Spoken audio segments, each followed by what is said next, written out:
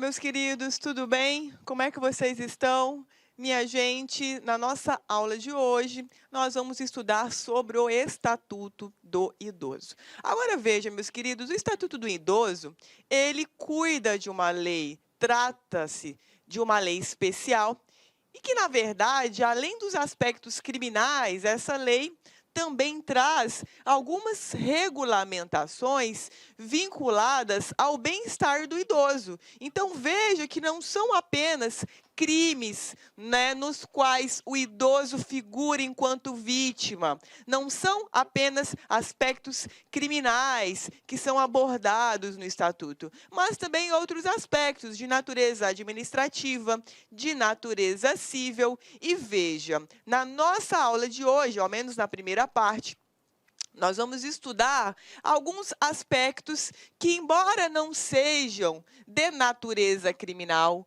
embora não tratem dos crimes propriamente ditos, nós, pelo grau de importância e também porque são cobrados nas provas de concurso, vamos fazer uma abordagem rápida sobre esses principais artigos. E veja, já no início do nosso estudo, o artigo 1º do Estatuto traz para nós o que é, né, ou aliás, a partir de quando é que se considera uma pessoa idosa. Então, o artigo 1º, ele trabalha, né, com a idade igual ou superior a 60 anos. Então, veja, a pessoa, na data, no dia em que comemorar 60 anos, ela já é considerada idosa para fins da lei especial. Agora, veja, na nossa matéria, o que acontece? No Código Penal, no Código de Processo Penal, na Lei de Execução Penal, por exemplo, nós temos algumas disposições vinculadas à aplicação da pena, ao cumprimento da pena e à prisão, que são específicas para as hipóteses em que o autor do crime, veja, autor do crime for pessoa idosa. Mas veja, esse fator etário que eu estou me referindo, do Código Penal, da Lei de Execução Penal e do Código de Processo Penal, por exemplo, são idosos, mais idosos, cuja idade ela excede a 70 anos. Então, veja que nessas leis diferentes do nosso Estatuto do Idoso, o lapso temporal para que a pessoa seja considerada idosa, ela extrapola os 60 anos. Então, veja, o que acontece? Nós temos essas leis, né? Usei essas três a título de exemplo. Código Penal, Código de Processo Penal, Lei de Execução Penal, todas leis anteriores ao Estatuto do Idoso, que é de 2003, e veja que o advento dessa lei nova, dessa lei especial, não teve o condão de alterar as disposições dessas leis anteriores. Então, por outras palavras, muitas vezes nós vamos ter uma pessoa que é idosa para os fins da lei do Estatuto do Idoso, mas, por exemplo, no momento da aplicação da pena, se essa pessoa tiver mais que 60 e menos que 70 anos na data da sentença, veja vocês, a ela não será aplicada uma atenuante, uma hipótese de atenuação da pena na segunda fase da dosimetria. Então, só para a gente entender o sistema. Por exemplo, no Código Penal, na segunda fase da dosimetria da pena, se o autor do crime contar com 60 anos na data da sentença, esse fator vai acarretar uma diminuição do cálculo da pena. Então, veja, qual é o lapso temporal, qual é o tempo de idade que o Código Penal trabalha? 70 anos na data da sentença. Se o agente se encontrar nessas condições, a ele será aplicado um benefício no cálculo na dosimetria da pena. Agora, veja, se, por exemplo, a pessoa que praticou o crime tiver 65 anos na data da sentença, e ela praticou o crime, embora ela seja idosa nos termos do que estabelece o Estatuto do Idoso, mas ela não vai receber esse benefício no cálculo da pena lá do Código Penal, porque o Código Penal ele trabalha com 70 anos na data da sentença. Então veja que o time é de 70 anos e não de 60.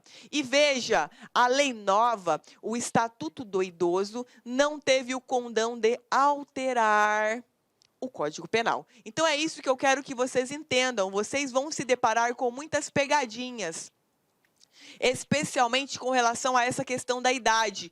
O Estatuto do Idoso não alterou as outras disposições legais que cuidam da idade. Código Penal, Código de Processo Penal e Lei de Execução Penal, que são os exemplos que eu trabalhei com vocês agora. Tudo bem? Agora, afora isso, afora a denominação do marco, a partir de quando uma pessoa pode ser considerada idosa, o artigo 2º da lei especial, ela traz para nós os direitos do idoso. Então, veja, pô, professora, mas isso não é crime? Não, não é crime, gente, mas isso cai muito em prova, então eu trouxe o artigo para vocês. Então, veja que o artigo 2º, ele cuida dos direitos do idoso. Portanto, são direitos do idoso. Veja lá. O idoso goza de todos os direitos fundamentais inerentes à pessoa humana, sem prejuízo da proteção integral de que trata essa lei, assegurando-se-lhe por lei ou por outros meios todas as oportunidades e facilidades. Ok, até aí, intuitivamente, você conseguiria marcar na sua prova, tranquilo.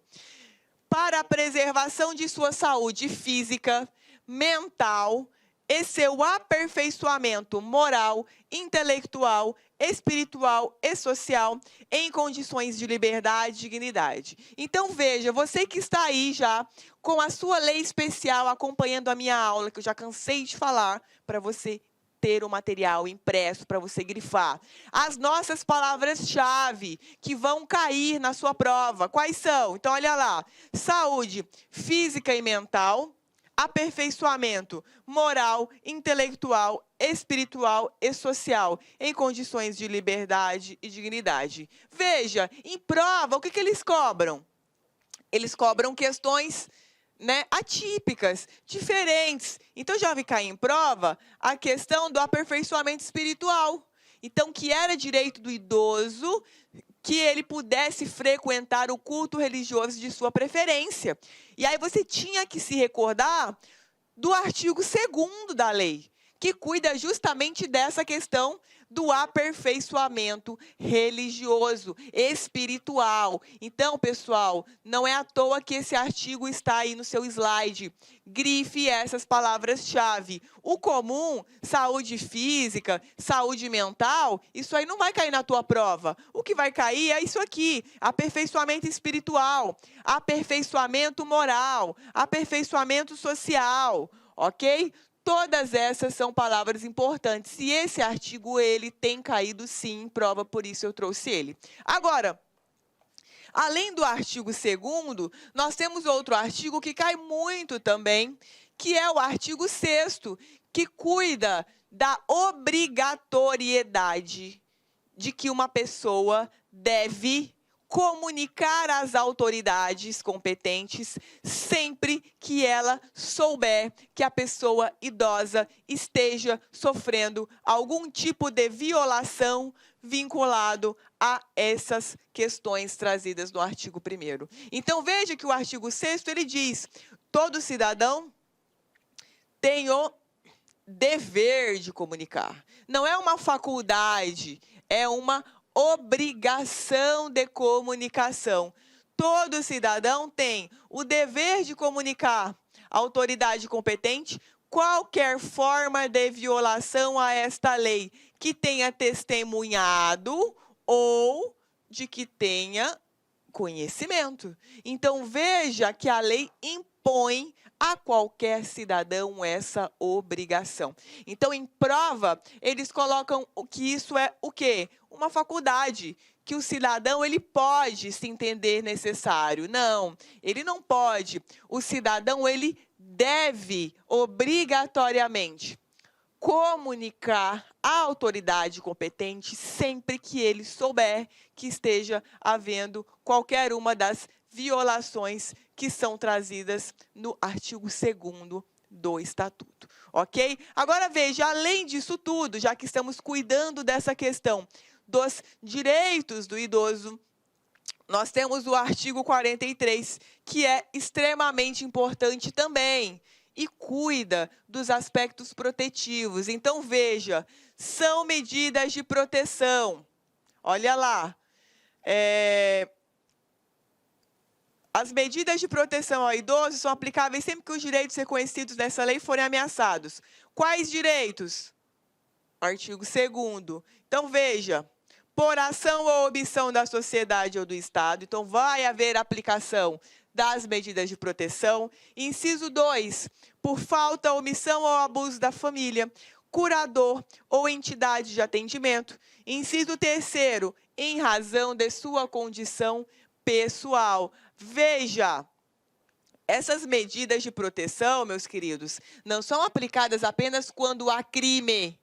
Não, muitas vezes você pode ter a violação de um dos direitos que estão previstos no artigo 2º de maneira sutil, de modo que isso não vai caracterizar um crime propriamente dito, mas já será passível de aplicação das medidas de proteção. Então, veja, as medidas de proteção estão elencadas no artigo 45. Então, portanto, verificada qualquer das hipóteses previstas no 43, o Ministério Público ou o Poder Judiciário, a requerimento daquele quem? Do Ministério Público, poderá determinar, dentre outras, as seguintes medidas. Ou seja, dentre outras, significa dizer para nós que esse rol não é um rol taxativo de medidas.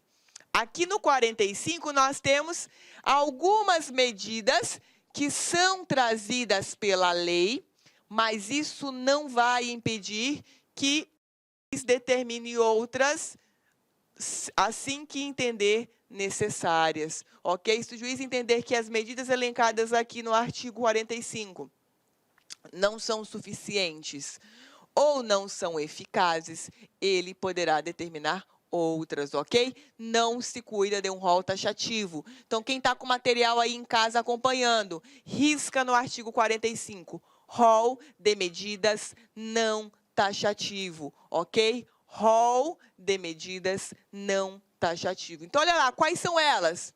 Inciso 1º, encaminhamento à família ou curador, mediante termo de responsabilidade.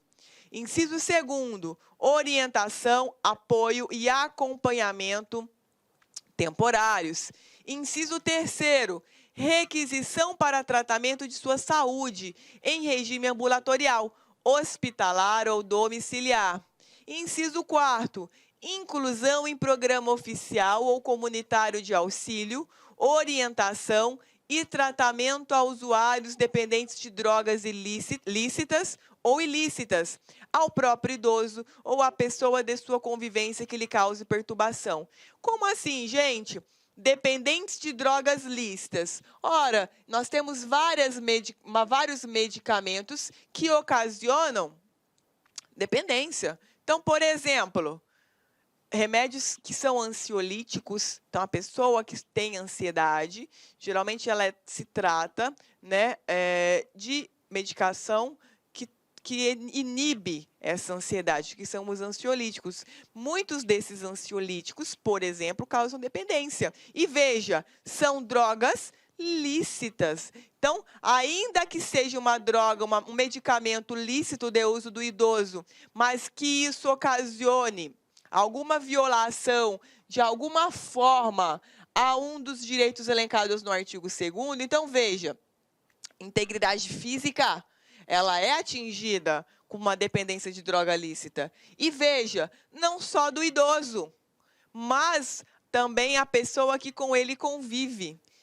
E essa pessoa, desde que essa pessoa, de alguma forma, interfira no âmbito da convivência saudável do idoso. Então, muita atenção, que isso aqui sempre cai em prova, e eles cuidam que é apenas do idoso.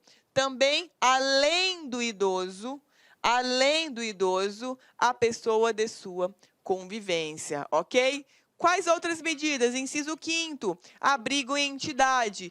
Inciso 6º, abrigo temporário. Então, veja que associadas, né, as medidas de proteção que vão ser aplicadas ante o acontecimento de uma dessas hipóteses, nós temos, portanto, a possibilidade de adoção de uma dessas medidas, ok? Agora, veja, pessoal, eu coloquei aqui para vocês esse quadrinho didático. Então, na véspera da sua prova, você vai bater o olho nele e vai memorizar. Agora, veja, com relação a essas medidas protetivas, quando a pessoa ela é encaminhada à família ou curador, o que vai acontecer? Essas pessoas vão assinar um termo de responsabilidade, ok? Orientação, apoio e acompanhamento temporários. Também, requisição para tratamento de sua saúde em regime ambulatorial, hospitalar ou domiciliar. Requisição, isso aqui é uma determinação judicial que vai impor ao poder público a obrigação de cuidar desse idoso.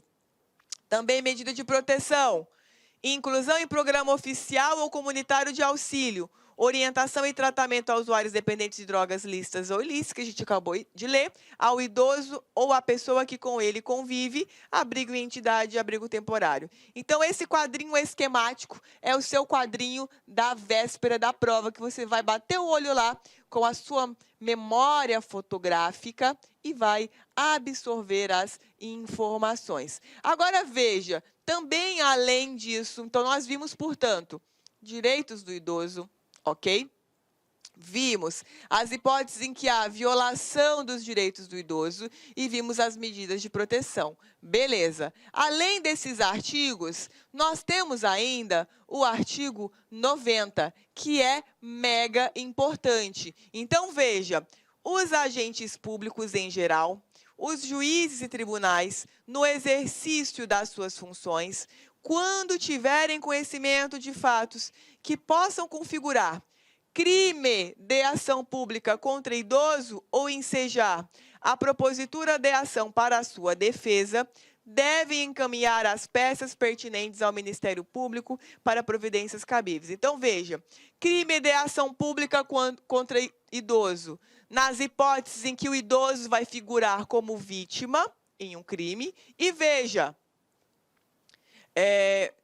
ou ensejar a propositura de ação para a sua defesa. Como assim, ensejar a propositura de ação para a sua defesa? Ora, muitas vezes, ações de natureza civil, um pedido de alimentos em que os filhos devem, né, conceder o sustento ao pai que está passando fome. Então, veja, é uma propositura de ação que vai ter que ser apresentada pelo Ministério Público. Então, veja, não se cuida apenas de aspectos criminais, quando a vítima idosa figurar.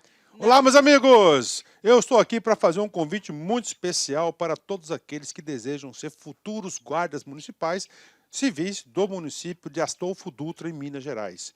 Eu sou professor LAC, concurseiro profissional e especialista em concurso público, que somente no ano de 2022 eu fui aprovado em 11 concursos públicos. E eu estou aqui para te ajudar nessa caminhada. O nosso querido site LAC Concursos, nós estamos especializando em concursos de guardas municipais. Nós estamos atendendo aí vários concursos de guardas municipais e eu tenho certeza absoluta, se você seguir as nossas orientações pedagógicas, se você seguir a nossa metodologia do personal coach, personal significa pessoal e coach significa treinador, você terá reais condições de aprovação nesse concurso. O nosso serviço é muito bom, pode acreditar. Vem comigo que eu vou apresentá-lo a vocês, né? Primeiramente, né, professor, aí ó, Guarda Municipal Civil, né? Astolfo Dutra, Minas Gerais. O nosso curso é 100% online, completo e atualizado, tá certo? O edital publicado, ponto a ponto do edital.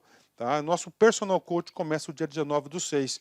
Olha só, né, por apenas R$100, é isso mesmo, por apenas R$100 você vai ter acesso a esse nosso grande conteúdo. Informações básicas do concurso, que nesse vídeo você vai ter também uma consultoria, a gente vai analisar os principais pontos do edital. Primeiro, as inscrições serão abertas a partir do dia 31/7, vão até o dia 31/8. A prova ocorrerá apenas no dia 8/10, ou seja, dará tempo de você estudar 100% do nosso conteúdo, e aqui está o conhecimento necessário para a sua aprovação. Banca Consulplan. Tá, uma banca Consulplan. Então temos aí o prefeito, né, aí do edital. Tá? Não é um concurso apenas para o cargo de guarda municipal. Tá? Essa parte básica nossa aqui serve também para os outros cargos, caso você aí tenha interesse, você pode estar estudando. Especificamente para a guarda municipal, nós temos aqui, né, 6 vagas mais cadastro de reserva para o sexo masculino, e nós temos aí 2 vagas para o sexo feminino, né? Então, 8 vagas aí mais cadastro de reserva. Vale a pena lembrar que o requisito básico é o nível médio completo, aí mais a CNH, né, carteira de habilitação AB, né? A e B, não AB, né? Requisitos, tranquilo, né? Aí, ó, tá? Requisito tranquilo aí. Tá? Nomeação, beleza, né? Requisitos para investidura dos cargos, né? Tranquilo, né? Sem problema nenhum, né? Vem comigo. Como é guarda municipal, nós temos que seguir a 13.022, que é o Estatuto Geral das Guardas Municipais. Então lá diz que é nível médio, lá diz que tem que ter TAF, que é o teste de aptidão física, avaliação psicológica e entre outros, né?